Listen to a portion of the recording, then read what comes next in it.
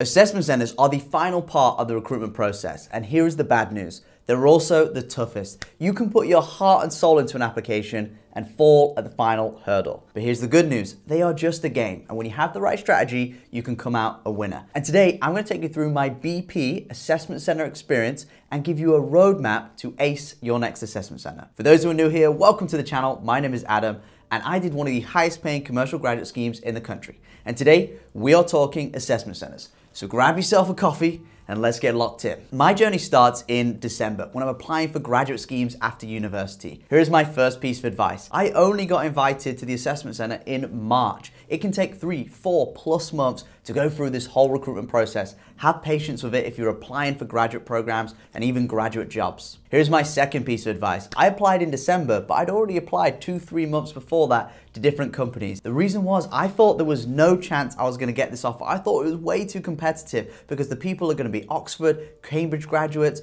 and I didn't have what it takes to potentially get this scheme. So I almost didn't put myself forward because of my limiting beliefs. These companies are not looking for the finished article. They appreciate you're a grad who's got maximum an internship and a degree. They're just looking for someone who's eager to learn, enthusiastic about the company, and decent enough to work with over a few years. Assessment centers are going to be made up of 3 key parts: an interview, a group exercise, and an individual task. BP was really unique in the sense that the interview was a technical interview and it was separate to the assessment center. So I got invited to their technical interview in February, and this was the toughest interview I've ever had to do. I've been to interviews for Coca-Cola, Unilever, Mars, and they were pretty simple, competency-based interviews. Tell me a time that you've managed 2 conflicting ideas. Tell me a time you've had to pivot based on new information. Now, BP's technical interview was very different. It had them competency-based questions, but it also had technical questions. They wanted to go into detail, checking that I have the business acumen, commercial awareness to do the commercial graduate scheme. I was at a bit of a disadvantage. I'm a biology major with a biology degree, and I was up against people who did economics and business, so I was at a definite disadvantage. Now, I was living at Sheffield at the time, and this interview was in Pangbourne, a little town just outside Reading. Now, BP was expensing me £200 for my travel and accommodation, and it wasn't contingent on the fact that I'd get an offer.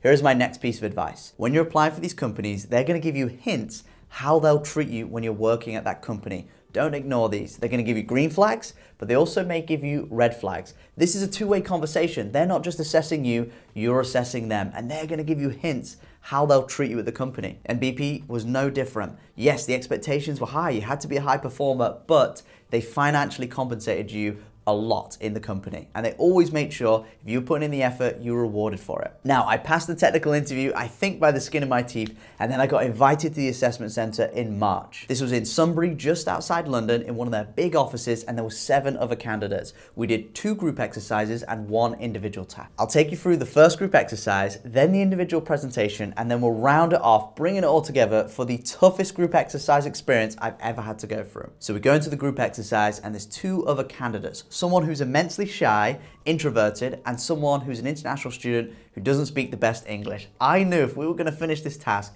I had to take charge and lead the group. So I started the task by saying something like this. And by the way, when they sit you down, they will be absolutely silent, and in each corner, there'll be an assessor. They want you to start. Be that person. And start by saying something like this. Before we get into the task, there's 2 things we need to be mindful of. First is the time. It'd be so easy for us to overrun. So would someone like to give us a heads up every 15 minutes so we don't overrun?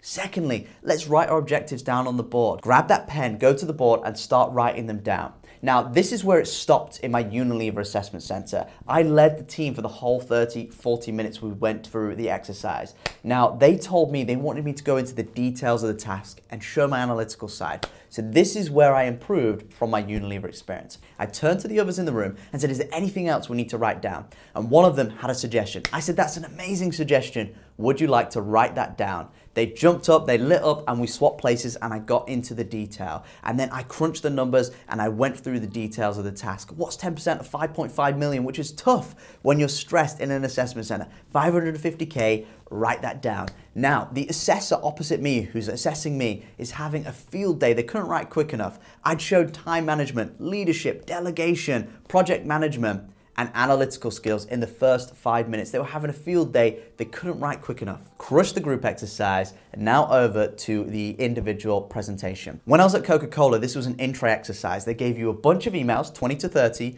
with a small amount of time to answer them all. It's your job to prioritize. You're gonna get emails like, hey, I'm a customer, I've got this problem, can you help urgently? Or, hey Adam, excited for the Christmas party, can't wait to do some shots of you. Now you've got to prioritize and reply to these. You only have limited time. So in that situation, reply to the Christmas pie. Say you can't wait to do some shots. What is going to be more common though is an individual presentation. Things like intro exercises, numerical reasoning tests, they can just send you that at home and you can do it virtually. An individual presentation is most likely what you're going to get. And at BP, that's what we had to do. So they'll sit you down, they'll give you a task, they'll give you about 20 minutes to read through this massive case study and come up with an individual presentation, and I had to deliver it to just one other person. At BP, it was, we're building a new refinery or a new oil rig in this country. Here are the political, here are the economic and the social factors to consider.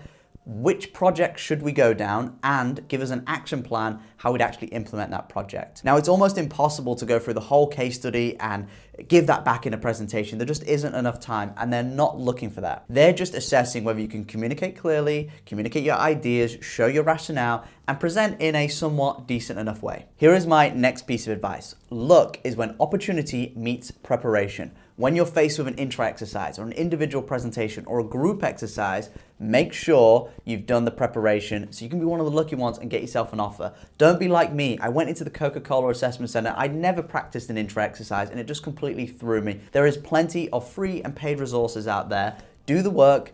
Make sure you've done some practice tests and look at the mark scheme. Have them ingrained in your mind when you go into these tasks. Now, in a presentation, just structure it something like this. In this presentation, I'm going to take you through all the projects that we had in front of us, the pros and cons of each, and the rationale behind the decision I make. I'm also going to take you through an action plan so we can actually implement the project, and I'm going to go through the risk and issues and a contingency plan just in case anything goes wrong in the project. So you are told them what you're going to go through, tell them what you've gone through, and then remind them what you just went through. Keep to that format. 5-10 minutes, doesn't have to be any longer than that. If they want you to elaborate, there'll be a Q&A at the end. So we've aced the group exercise, I've done the individual presentation, and now I've got my final challenge, and little did I know this is going to be my toughest challenge yet. So we go into the group exercise, and I'm sat down with another international student, Jai, and Mr. Argumentative, and you're going to realize as you go through the group exercise why he got his nickname Mr. Argumentative. And I start the task as I would always. 2 things to be mindful of. Let's keep track of the time, and shall we write our objectives down on the board? Does that sound good? No, it doesn't. And Mr. Argumentative said nothing else. And this is when I knew I had a fight on my hand. At every single moment, Mr. Argumentative was going to be combative and shoot me down. So I just simply said this. I won't waste any time writing the objectives down on the board. I'll do it really quick. I grabbed that pen, I went up there, wrote an objective down, and got feedback from the other two, and fortunately they did input. I spent a couple of minutes on it, got back down and went straight into the task. Now in this group exercise at BP, we had different projects that we had to present and pitch to the group, but we could only choose one. Now I knew 20 minutes into this that Mr. Argumentative was not going to budge an inch, and I knew I had to concede, lose a battle to win the war. So I said something like this, and you can use this. I think my project's the best, but all of these have merits. I'm happy, for the sake of proceeding with the task, to go with your suggestion, and I got buy-in from Jai, and we went with his. So I knew I had to lose the battle to eventually win the war. Now this was the ace kicker. I said not only do all projects have merits, they all have risks and issues. So let's go through your project and write down all the risks and issues and come up with a contingency plan in case we face any of these. Now you'll be surprised in a group exercise how little of the groups will actually finish and complete the task of making one decision because of people like Mr. Argumentative. So not only did we complete the task, we made the decision, we gave them all the risks and issues and a contingency plan and went above and beyond. Now Mr. Argumentative falsely thought they had to dig his heels in and he was assessed on how stubborn he can be. Not the case. Yes, you were told to make one decision and pitch yours to the group, but based on new information, they want to see that you can be adaptable, work with a team, and actually concede when there's some good information and good points. Now, I did the assessment center. That was my toughest yet, and I got a phone call the next day. Adam, thank you so much for coming. It was a pleasure to meet you, but we have some bad news. You're going to have to find some accommodation outside London because we would love to give you an offer. Yes! And I said, sorry, that wasn't very professional. Thank you so much for the opportunity. I would love to work at BP. Now, here's my final piece of advice, and you will absolutely love this. Not only did I get an offer, Jai, who we were working so well together on that final group exercise, she also got an offer. And so did someone called Clemmy, who was at the assessment center as well. 3 of the 7 students and graduates got an offer on the commercial graduate scheme at BP. Don't make the mistake that Mr. Argumentative made. He thought for in order for him to win, we all had to lose. That is not the case. There is plenty of success to go around. There's plenty of room at the top. BP gave out an offer to almost 50% of the candidates that were at the assessment day. If you've got to this point, you have everything that they are looking for in a candidate. It's just about letting that shine through. They wouldn't let you go through this entire process, spend a whole day assessing you if they didn't want to give you an offer. Now, if you've got to the end of this video, you are clearly committed to leveling up and kicking ass and acing your next assessment center. I can almost guarantee that if you've got an assessment center lined up, you're gonna crush it. Hey, thank you so much for watching. If you enjoyed, smash a like and comment below if you've got any questions. I'm gonna link a video here, which is my full assessment center experience. So check that out and subscribe to the channel because next video, I'm gonna go through my BP experience on the graduate scheme and take you through a day in the life of a graduate. Thanks for watching, bros. I'll see you in the next video. Boom.